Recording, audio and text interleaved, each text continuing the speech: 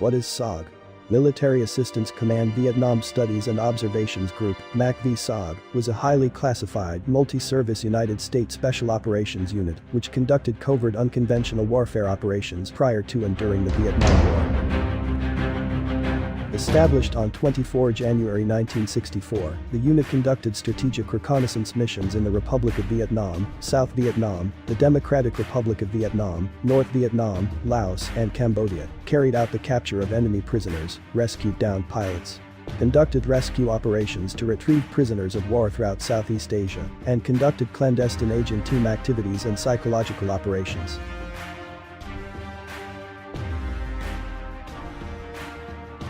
I am your host, Bruce Christensen.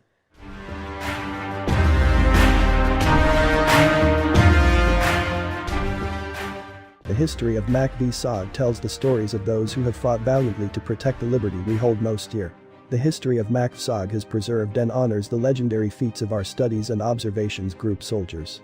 The history of MAC V SOG provides military history to today's soldiers, veterans of all conflicts, their families, and to the public at large.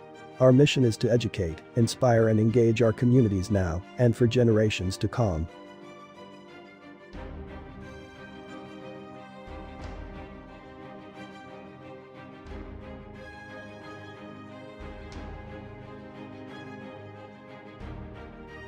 I have embarked on a new adventure. I have designing and developing a new website. History of MAC V SOG. Within the contents of the site, I document all aspects of MAC V SOG from 1964 to 1972, including overall history of SOG, SOG chiefs, bases, mission, teams, virtual museum, individual stories, pictures, and videos. There will also be a store to promote SOG authors, books, and other SOG-related items. You can visit the website at www.sogsite.com. My father was assigned to MAC V SOG. Although he never talked about it, I did see the pictures and plaques. I knew he was a Green Beret, but not into my 30s did I find out what MAC V SOG was all about.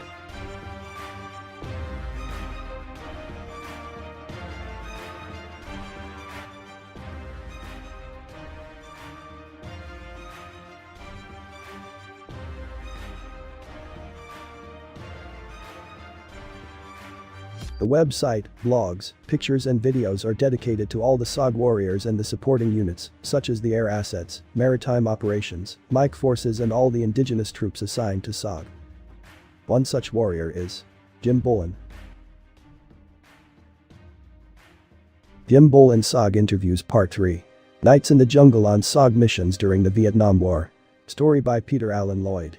Jim Bolin is a former Special Forces operative and team leader who went on over 40 dangerous and top-secret SOG missions to the Ho Chi Minh Trail in Laos and the Sin Oc Trail in Cambodia during the Vietnam War, being extracted under fire from over 30 of them.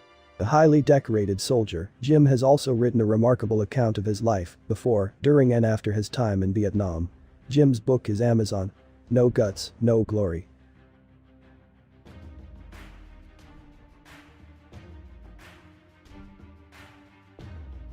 What was it like being in the jungle at night when you were on your missions?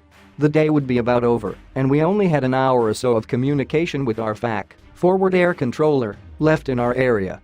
We only had communications 2 or 3 times a day. The FAC would come on station and do a high flyover for about an hour, just close enough to us to pick up our radio contact, but not close enough to give the NVA any reason to suspect there was a team in their area.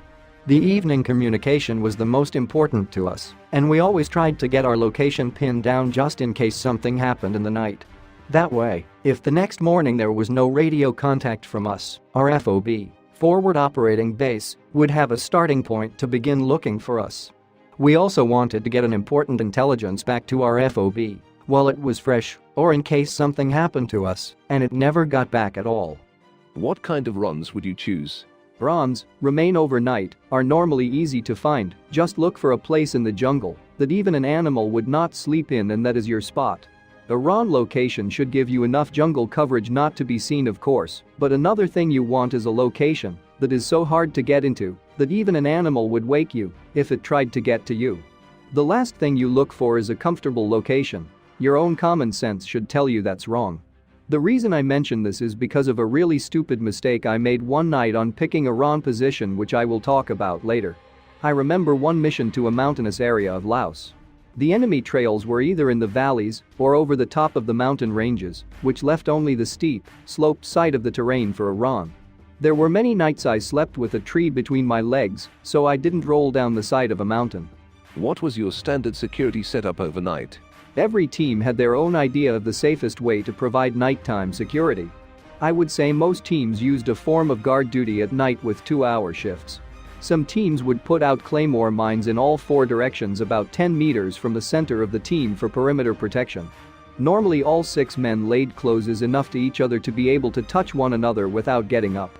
The 2 Americans were always in the middle surrounded by the indigenous personnel.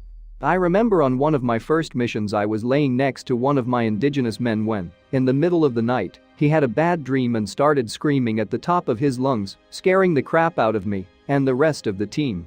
I quickly rolled over on top of him and put my hand over his mouth, at which point he woke up. He said that he was having a nightmare about his family who had been killed by the NVA. My way of having my team spend the night was a little different to the other teams. In the beginning I used the conventional method of guard duty with 2-hour shifts. The fact that you believed there was someone awake watching for your safety made you sleep a little deeper. But I found 90% of the time that one or more of the indigenous personnel would fall asleep during his shift. With that in mind, I felt it was safer not to have guard duty, and everyone, especially the Americans, slept a little lighter. As far as the claymore mines are concerned, I never used them either. I did not think the extra weight versus carrying ammunition or water was worth it. Putting out claymores at night can be a little noisy, and the same can be said for retrieving them the next morning. I don't think I ever heard of any team using their claymores at night, but I could be wrong. Would you check in with anyone before you laid up for the night? Depending on what time the FAC was in our area, to give our evening status report mentioned before, that would be our last contact until the next morning. This report was given about an hour before dark. My team would then be set in a defensive position until just before dark, the 2 Americans in the middle and the 4 indigenous personnel 10 or 20 meters out on all 4 sides. One of the things my other American and I would do right at dark was to take our shirts off and peel off the ground leeches. No matter how tight you tried to keep your fatigues, they always got in. Ground leeches are small, about 2 inches long, and are heat-seeking missiles. When you sit down during the day for a break, you will see them immediately surround you. You get to a point where it is too much trouble trying to keep them off during the day, so that is something you do right before dark.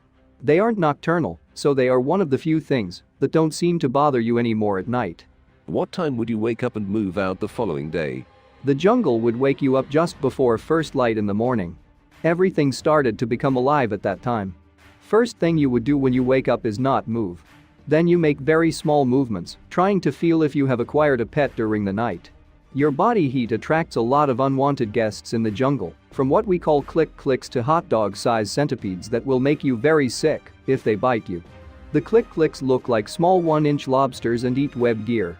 The centipedes crawl into your armpits at night for the warmth. Did you have any memorable incidents with these creatures at night? I never had any centipedes, but I did have an episode with click-clicks. I woke up in the morning during a mission, and, after checking myself out, I sat up and looked on the ground behind me. There must have been 100 of what we call click-clicks, right where the middle of my back was, and in a big clump. You sleep on your web gear in position in case you have to make a hasty departure in the middle of the night. The click-clicks had chewed a big percentage of my web gear. I believe they are actually a species of stag beetle, and they eat decayed wood and fruits. I don't know why they chose to chew on my web gear that night. Fortunately, I always carried a small amount of nylon parachute cord and was able to piece things together. Also, we'd check that no small snakes had crawled up in the small of our backs to stay warm during the night. After that procedure, what was your usual early morning routine? Once you have determined you were pet-free or had discarded what you had acquired during the night, you would make sure everyone was quiet and listen for a short time. If there appeared to be no enemy movement close by, everyone would fix their breakfast. My breakfast consisted of 2 pouches of hot chocolate mix, which I ate cold. I would put both pouches into one and mix in a little water and stir it with my special spoon into a paste. I am a chocoholic, so breakfast was my favorite meal. All this is done in about a half hour.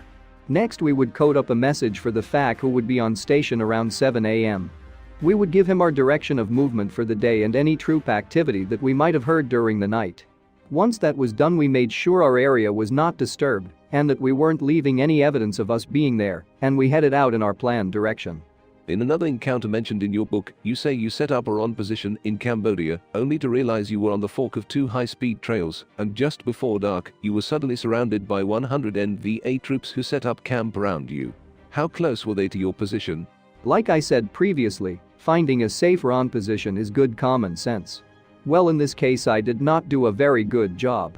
After sending our last communication that day, the FAC left our area and we kept moving for another hour or so. We crossed a stream about 4 feet wide and moved up an embankment about 10 feet high. This put us higher than the site of the stream we came from. We moved along the stream, which is not smart. Only bad things can happen around water because that is where all predators feed.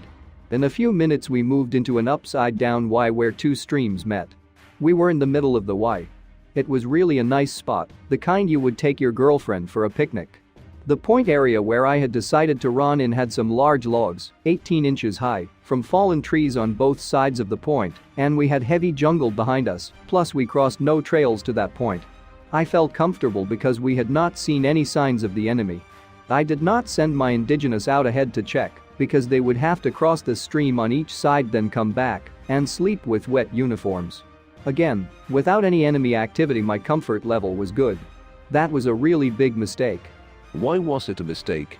When spending a day behind the enemy lines without any evidence of activity, you can get lulled into a false sense of security. We just finished our normal routine before dark and getting comfortable when all of a sudden there were sounds of people in front and one side of us. The jungle was just sparse enough that we could see about 30 feet, and what we saw scared the hell out of me. We saw a very large unit of NVA moving in and setting up their camp for the night. My first and biggest concern was whether they were going to send scouts to verify that the area around their bivouac site was clear. Apparently they did not want to get wet either, or they just felt safe. The fact that they did not send out security, I felt safe for the moment. As long as we were lying down we were out of sight. My next thought was what their direction of movement in the morning going to be. We discussed our position and we all thought the best thing would try and sneak out after midnight. The fact that we saw no enemy activity that day getting to our location, I felt it was best to back out the way we came in. We waited nervously until around midnight. There was a moon out, so there was enough light coming through the jungle canopy so you could see about 5 to 10 feet in front of you. We moved back down our side of the stream until we thought it was safe to cross back over. Again, the reason we went back the way we came in was we did not know what lay ahead of us, and we knew there was no enemy activity the way we came. It wasn't long after we crossed a stream, when I thought we were okay, that we must have been heard going through the jungle, probably by an NVA perimeter security detail, which opened fire in our direction. I am sure they were firing at sound and not sight. As quietly as I could I made sure no one returned fire, because that would have given them our exact location and they would have been able to flank us. We closed up our position to arm's length with each other not to lose anyone. It is scary enough going through the jungle during the day, but at night it is much, much worse. Later, you were chased through the jungle all night by this much larger enemy force. How close did they ever get to catching up with you? And were you just bothered about getting away rather than setting up diversions or booby traps for them? When being chased by the enemy at night through a jungle where you have no idea what lies in front of you, there isn't enough time to set up booby traps unless you're in a Hollywood movie. Not only do you have to hope that you do not run into another faction of the enemy, you worry about the terrain or wild animals and what type of crap you could be getting yourself trapped in. That night, the NVA were right on our tails, just meters away, firing blindly at our location hoping we would return fire to find our exact direction of movement. They kept probing the jungle with gunfire for our location for a couple of hours. I imagine they were just as concerned as we were, moving through the jungle at night and not being able to see. After a few hours it appeared we had evaded the enemy. We kept moving, although at a little slower pace. Around 4 in the morning we stopped and hoped to get at least a couple hours of sleep. Believe me, we were all exhausted from stress. We were not sure about how good our new RON position was, but it had to do. I felt we had put enough distance between us and the NVA, and I did not want to chance going through the jungle anymore that night.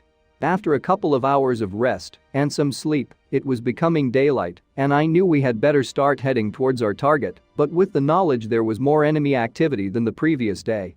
Was it only enemy troops you had to worry about in the jungle at night? No. One night, during a run, right before dark, one of my indigenous personnel brushed a deadly pit viper off my pack. We were in heavy bamboo, and I would say that I was lucky not to have been bitten. Again the centipedes, their small snakes and of course the clicks. But the strangest encounter we had was with a tiger in Cambodia. We had just talked to the FAC and used a mirror so we could communicate with him and pinpoint our position. The reason we could use the mirror was we were in some very tall elephant grass. The grass was tall enough to conceal us easily, but the FAC could look down and see us. This would be our last communication for the day. We were in the process of finding a wrong position. The FAC radioed back to us to be careful because he could see there was a big tiger following us through the grass. We couldn't see or hear it and had no idea it was stalking us at that point. When we found a place bad enough to run in, my 1-1 and I decided to sit back almost the entire night to cover each other just in case. It was a little while after dark when we all heard the tiger. He started walking around our perimeter about 30 feet out. He was actually moaning with a deep low sound. For some reason that tiger scared me more than the NVA because the enemy will normally stop once they are being fired at, but a tiger will just keep coming. You can reason with a human being, but not an animal that wants to eat you. I don't think the tiger cared what side we were on, NVA or American. I felt that I had the advantage over an NVA soldier, but I wasn't so sure about a huge tiger. We had our silenced weapon, the silenced M3 grease gun put together just waiting for him to charge, but thankfully he stayed outside our perimeter all night. Why did you have to put your silenced weapon together? We always carried at least one silenced weapon which was broken down in pieces and distributed among the team to spread the weight. The reason for the silent weapon was in case someone happened upon our location. We could kill them without giving away our position. I never thought I would need it because of a tiger. Weight was always a big problem on our missions, which was the reason we generally didn't carry large weapons such as the M60, large amounts of claymores or hand grenades, on standard missions. I weighed my standard gear one time, and it was over 100 pounds. Did you hear of other tiger attacks on SOG missions in the jungles of Laos and Cambodia? I don't think they were that common, but I heard of one indigenous team member from another FOB being pulled out of the wrong position in the middle of the night screaming. The team members chased the tiger away. The indigenous member only had slight wounds, but was scared to death. Jim Bolin, the true American hero.